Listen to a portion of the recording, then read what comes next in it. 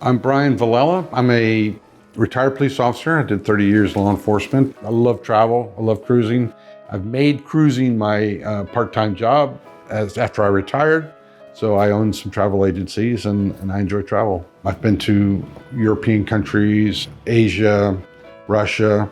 Part of my travel entails me on the airplane, trying to sit in an airplane small seat for extended periods of time. That became increasingly more difficult. Bryan's back pain began after a work injury 30 years ago. I injured my back in 91 on a bad incident at work. I got involved in a situation where this guy was trying to commit suicide. So 3 of us tackled him and a pile of deputies, and this guy ended up on top of me in this guy's driveway as we're struggling with him. So days later, I was unable to walk, couldn't roll out of bed. So in that case, I was on crutches. It took me about 7 months to get surgery after that injury. It was a lot of evaluations, a lot of MRIs. I was actually out of work almost 9 months. Since his surgery in 1991, he experienced minor back problems on and off. He resolved these issues with rest and over-the-counter medications, until another incident in October 2020 left him with the realization his pain was going to require surgical intervention. Well, I was on the boat and we had the dogs with us, and one of the dogs was in the water, and it was a pontoon boat which sits above the water's level, probably about 2 feet. And I would reach down below my legs into the water to pick him up. He's about 110 pounds. And as soon as I did it, I felt my back like pop or painful just surge. And right then I knew, I shouldn't have done that. But the dog was happy. Got him back in the boat and I sat down for a while and a day or two later, I had increasingly more and more pain. It just wasn't going away. The pains were radiating down my right side. I started in my thigh, and then it worked into past my knee into my calf. And then eventually, weeks or 2 later, it was actually my ankle and foot. I found that I didn't have the ability to walk in the store, that I'd have to hang onto the grocery cart. My stamina was just zilch anymore. As far as walking to the car, I'd have to hold on to something. I found relief by using a cane. And a cane wasn't for every step. It was more just for stability, just to hang on to and stop and wait for a second before I could continue.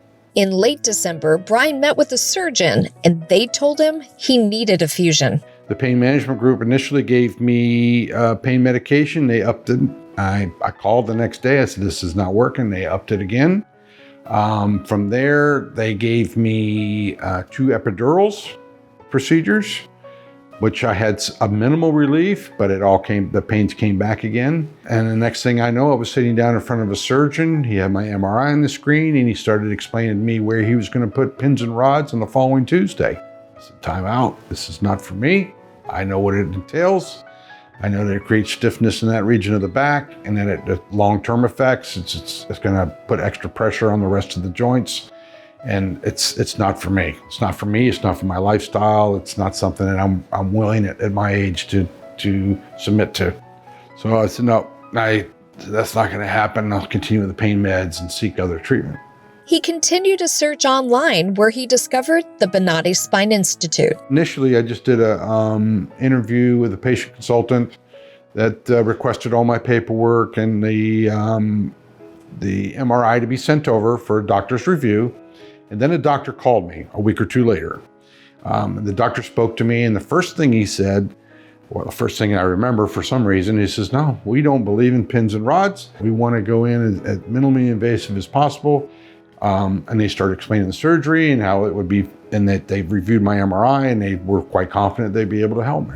As soon as he said no pins and needles, I was on board. Bryan made an appointment for his consultation. Came in, sat down with a practitioner, and they measured everything. They discovered then that one leg was smaller than the other, checked all my reflexes, did the blood tests, did the MRI, did the x-rays, all within a 3-hour window. Boom, boom, boom, boom, boom. It wasn't wait and see if the insurance is going to approve this, wait and see for this, schedule this. It was all immediately. And before I left there, I had a surgery date 1 week later. Come back the following Tuesday. So to me, it just simplified the process, having everything there at the same campus.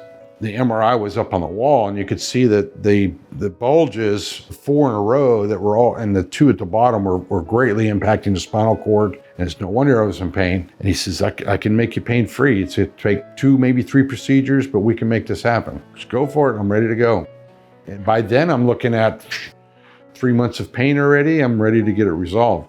Surgery at the Bonati Spine Institute is performed using conscious IV sedation, a technique that allows surgical guests to remain aware and alert enough to speak with the staff during their procedure, all while staying calm and comfortable. First procedure, they brought me in and reassured me that everything was on target.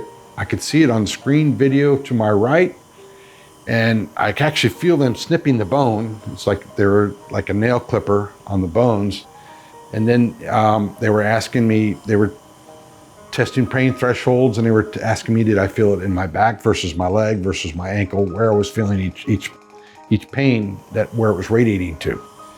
And based on my analysis and what I was telling them, they were able to identify where the problems were. Right after the second surgery, I remember my posture improved. My body was relaxed instead of stressing or preparing yourself for pain. My walk was more steady, and my total gait was different. Bryan compares his surgery from 1991 to the Bonati spine procedures in 2021. In my case, I can compare it to the other surgery in 91. The recovery time was much quicker. I was on my feet within hours. There was no hospital stay. I went a period of 2 weeks with no pain medication whatsoever. And whereas before the other surgery, I was still on pills daily, trying to wean off of them over a period of time. In this case, it was none. I felt very good. I felt more mobile. And the support from the Bonati team, that they checked on you that night, they checked on you the next morning, you were back in the office immediately. Whereas before, you get a checkup with the doctor 10 days down the road. It just felt a lot more relaxing and less stressful. Now that Bryan's been treated for his lumbar spine issues, he is finally looking forward to more adventurous travel experiences. Life is resumed. I got a new home. I moved here, and you've got so many projects to do, whether it's hanging the TVs on the wall or getting things together, organized, emptying the boxes, getting organized. And fun with the dogs, and being able to mix and mingle with friends, and not being so many excuses you come up with. I can't go today. You can't plan ahead because you don't know what you're going to feel like next Tuesday. Are you going to be in a good mood, or you're going to be grumpy because you're in a lot of pain?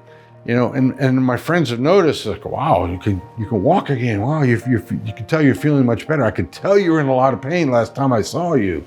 So it's really good to be able to refresh with those people and have your life back. Be back in some normalcy. The one thing that stood out with Bonati was having the one-on-one contact with the doctor. It wasn't just, you're going to have a procedure next Tuesday and Dr. So-and-so will be doing it.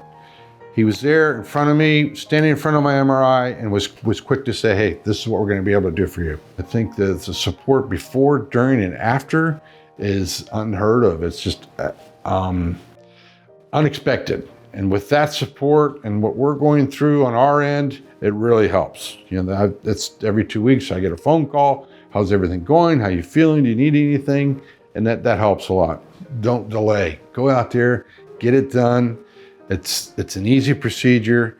It sounds scary, but it's all part of the process. And you get it done, and you'll get your life back. You'll be back on your feet.